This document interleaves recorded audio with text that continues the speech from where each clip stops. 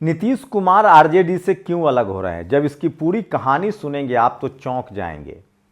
आलोक चीकू ने एक post share किया है जिसको भानु प्रताप ने लिखा है और एक बड़ी पॉलिटिकल कॉन्स्पिरेसी है। सोचिए, कुछ अधिकारी और कुछ सवर्ण मंत्री हैं जो आरएसएस और बीजेपी के स्लीपर सेल की तरह काम करते थे और वो लगातार पिछले 2-3 महीनों से नीतीश कुमार के यहाँ रोज एक एक विधायक भेजते थे जो ज़्यादातर सवर्ण समाज के हैं और उनको समझाया जाता था कि आपको नीतीश जी को बताना है कि बीजेपी सर्वे में आगे है, जेडीयू हार जाएगी, पार्टी टूट जाएगी।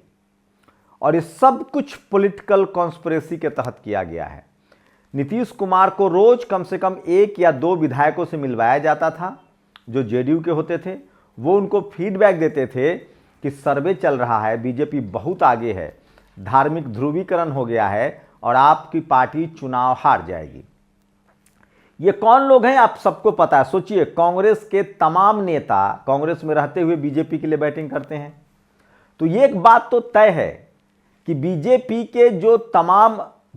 जो है उसके तमाम स्लीपर सेल, तमाम पार्टियों में, मैं बहुत पहले से कह रहा हूं, सपा, बसपा, आरजेडी, जेडीयू, ये तमाम दल जो है उसके स्लीपर सेल, उसमें सब जगह आरएसएस और बीजेपी के स्लीपर सेल हैं।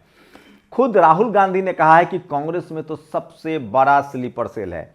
लेकिन सवाल है कि इसे निजात कैसे मिलेगा। सोचिए, मीडिया को अखिलेश सिंह ने करारा जवाब दिया जब मीडिया ने पूछा जो सबसे बड़ा आरएसएस और बीजेपी का स्लीपर सेल है वो है मीडिया। सोचिए, मीडिया के चेहरे पर खुशी, उनके पत्रकारों के चेहरे पर खुशी, रिपोर्टर के चेहरे पर खुशी, ऐसे लगता है जैसे वो खुद मुख्यमंत्री बनने वाले हैं, नहीं तो उनके चाचा, फूफा, नाना, काका, ताऊ मुख्यमंत्री बनने वाले हैं।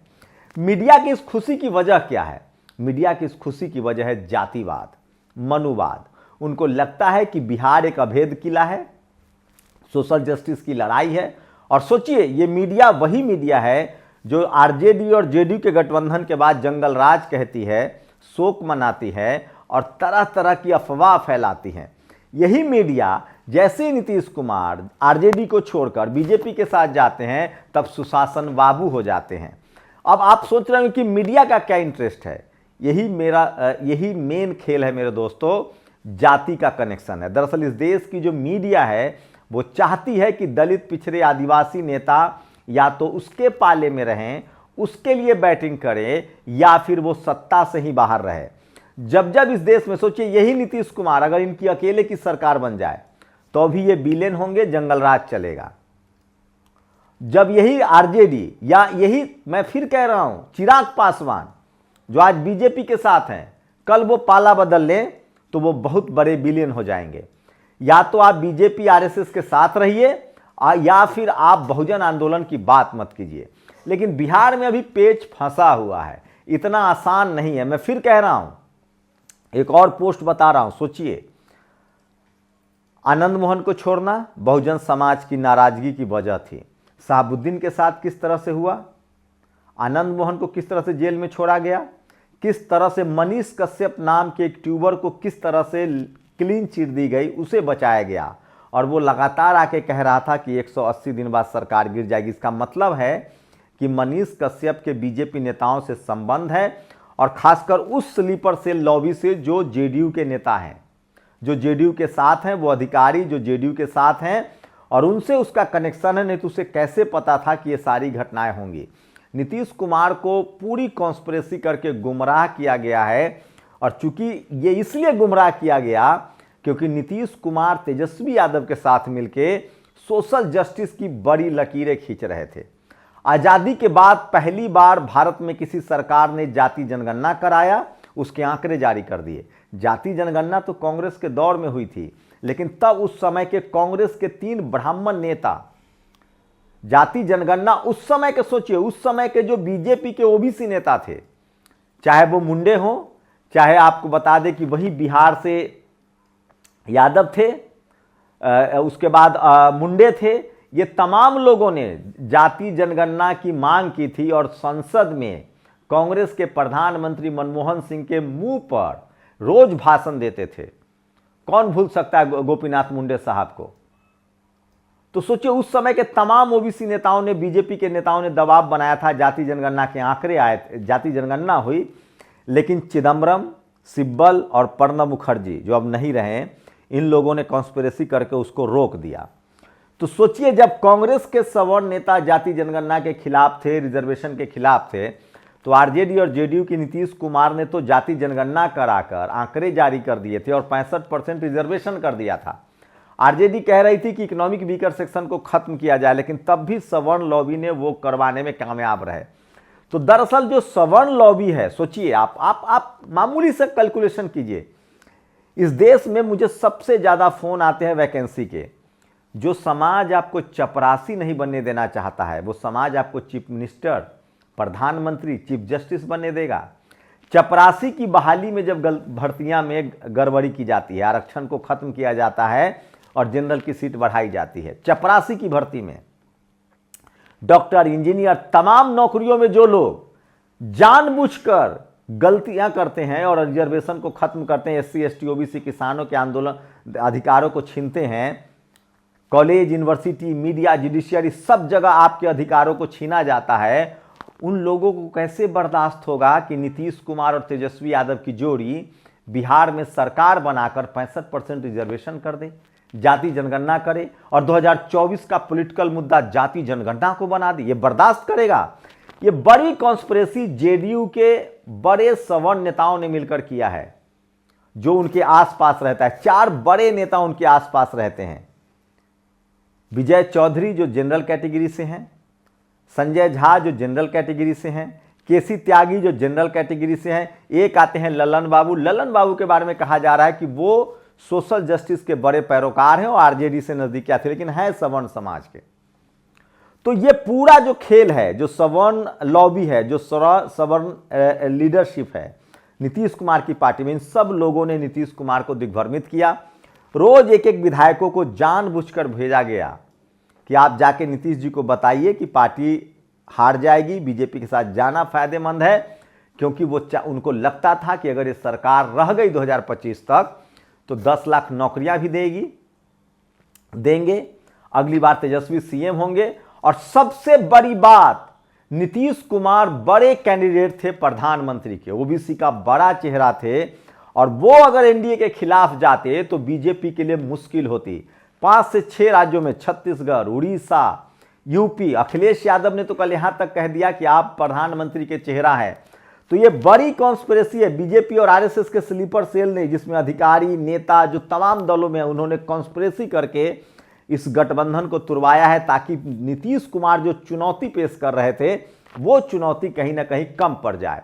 आप सबको पता है, जब नीतीश कुमार आरजेडी के साथ आए उसके बाद उन्होंने देशव्यापी अभियान चलाया, इंडिया गठबंधन का कंसेप्ट दिया और तमाम विपक्षी नेताओं को एकजुट किया था। तो सोचिए, वही बात है किस तरह से पॉलिटिकल तौर पर नीतीश कुमार का यूज किया जा रहा है। लेकिन मैं इसीलिए कह रहा हूं, इसका काट भी है। अगर आरजेडी चाहे, बहुजन नेता चाहे, तो इसका काट भी। अखिलेश यादव ने बड़ा कदम उठाया है।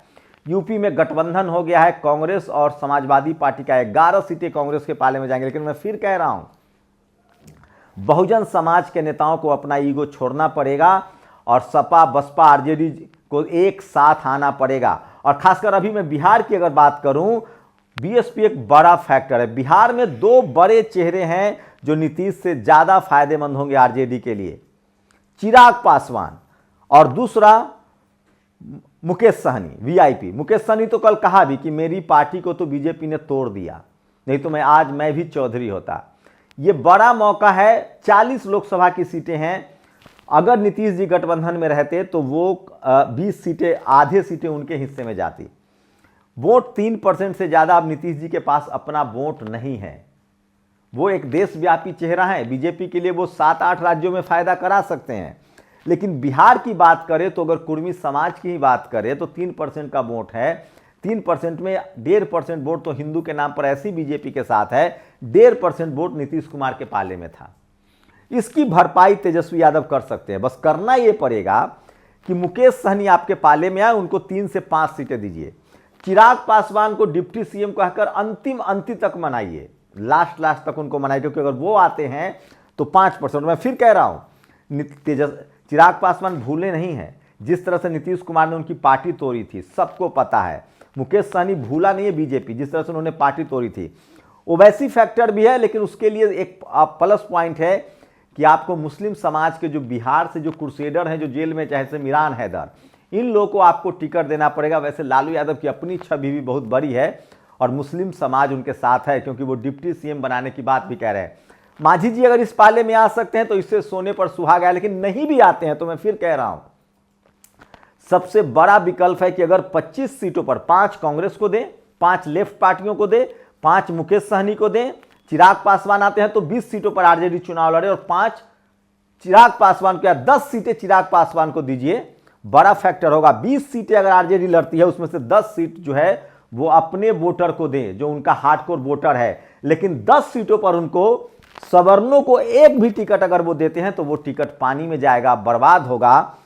प्रजापति समाज, उसके बाद आपको विश्वकर्मा समाज, उसके बाद आपको बता दें कि ये टिकट उनको खासकर जो अति पिछड़ी जातियां हैं वहां पर खर्च करना पड़ेगा। सिंबॉलिक तौर पे अगर बीएसपी के साथ गठबंधन करते हैं तो शानदार है, अगर बीएसपी नहीं आती है तो चंद्रशेखर आजाद बड़े ट्रम्प कार्ड हो सकते हैं। करना आपको यह है कि चंद्रशेखर आजाद को आपको अखिलेश यादव से 2 सीटें दिलवानी है, एक नगीना और एक बुलंदशहर। बिहार में वो आपको बड़ा टर्नआउट देंगे। इसके अलावा आपको कुशवाहा समाज से, चंद्रवंशी समाज से, उसके बाद निषाद समाज से, मुकेश सहनी खुद अगर नहीं आते हैं तो आपको इन समाज से बड़े क्रूसेडर नेता जो सड़कों पर संघर्ष कर रहे हैं उनको सड़कों पर उतारना होगा। और मैं फिर कह रहा हूं, अभी भी खासकर मुस्लिम समाज के बाद शेड्यूल कास्ट कम्युनिटी किसी कीमत पर बीजेपी के साथ नहीं जाना चाहता है। बस आपके हाथ में है कि आप वोट उनका अपने तरफ ला पाते हैं कि नहीं, उनको रिप्रेजेंटेशन देते हैं कि नहीं। तो उनके तमाम बड़े नेता, जैसे सतीश कुमार विधायक हैं मखदूमपुर से, वो शेड्यूल कास्ट के बड़ा चेहरा है, जय भीम बोलते हैं।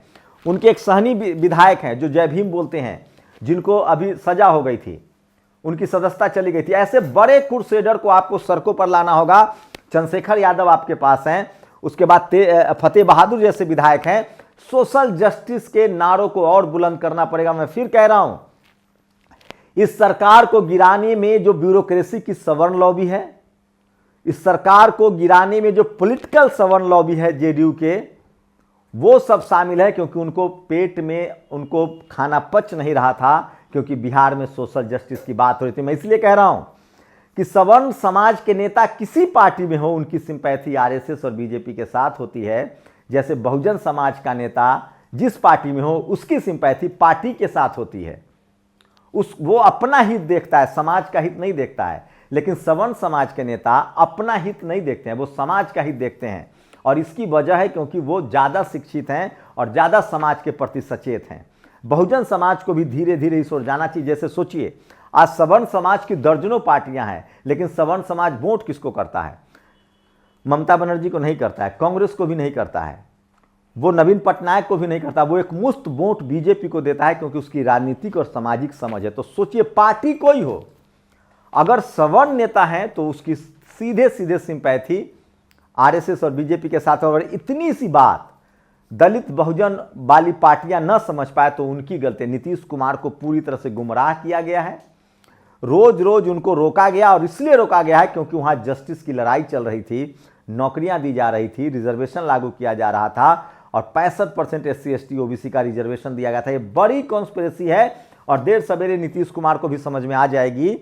लेकिन सबसे बड़ी बात है कि जो उनकी जो चाकरी है, उनकी जो लॉबी है, सवर्ण लॉबी, उसमें फंसे हुए हैं। और मैं फिर कह रहा हूं, नीतीश कुमार का सबसे बड़ा इस्तेमाल होगा सिर्फ 2024 तक। 2024 के लोकसभा चुनाव निपटते ही अगर बीजेपी एनडीए सत्ता में आई, उसी दिन नीतीश कुमार की सत्ता भी जाएगी।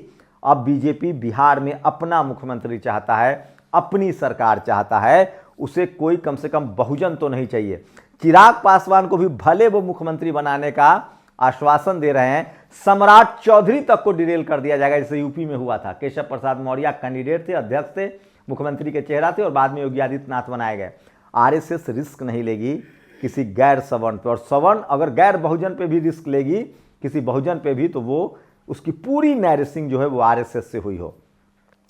तो बिहार में जो सरकार गिरी है उसके पीछे की ये पूरी कहानी है। और सबसे बड़ी बात है कि आरजेडी इससे निजात पा सकती है। बस करना ये होगा कि 2024 के चुनाव में अगर उसके पाले में कोई नहीं भी आए, मांझी जी नहीं भी आए, चिराग पासवान नहीं आए, मुकेश सहनी आते हैं तो ठीक है, नहीं भी आए तो इसके बदले अगर दो काम करे आरजेडी, एक तो सारे के सारे टिकट वो SC ST OBC को दे, मुस्लिम समाज को दे, शेड्यूल कास्ट का रिजर्व सीट से ज्यादा टिकट उनको दे, सवर्ण समाज को टिकट देकर वो अपने पैर पर कुल्हाड़ी मारेंगे। इस देश के बहुजनों को समझना चाहिए, देश जाति प्रधान देश है, कृषि प्रधान देश नहीं है। और जो समाज, जिस समाज के अधिकारी, अभी BPSC की वैकेंसी निकली है बिहार में, वहां क्या हो रहा है? वहां यह हो रहा है कि जो इकोनॉमिक वीकर सेक्शन का रिजर्वेशन है वो लागू है और जो अति पिछड़ी जातियों का रिजर्वेशन है उसको काट दिया गया है। दिल्ली पुलिस की वैकेंसी निकलती है। सोचिए, जो समाज आपको चपरासी नहीं बनने देना चाहता है, लगता है आपको वोट देकर वो चीफ मिनिस्टर बना देगा और प्रधानमंत्री बना देगा। इसलिए मान्यवर साहब कहते थे, वोट से लेंगे CM PM, आरक्षण से लेंगे SPDM। ये सरकार गिराई ही इसलिए गई है कि नीतीश कुमार और तेजस्वी यादव की जोड़ी सोशल जस्टिस को आगे बढ़ा रही थी और सवर्ण लॉबी, जिसमें ब्यूरोक्रेसी और RJD के सवर्ण नेता शामिल हैं, वो सब के सब चाहते थे कि यह सरकार गिर जाए। अब RJD को सोचना है, चिराग पासवान को सोचना है, मुकेश सहनी को सोचना है कि वो किस पाले में है, उनका अपना हित बड़ा है या समाज का हित। मैं फिर कह रहा हूं, आज कर्पूरी ठाकुर इसलिए भारत रत्न मिला क्योंकि उन्होंने हमेशा से समाज का हित आगे रखा।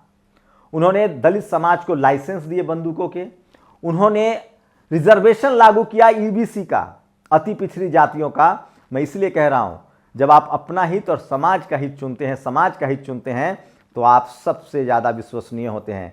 नीतीश कुमार के खिलाफ बड़ी साजिश हुई है और इससे जितना नुकसान RJD को नहीं, उससे ज्यादा नीतीश कुमार को नुकसान है।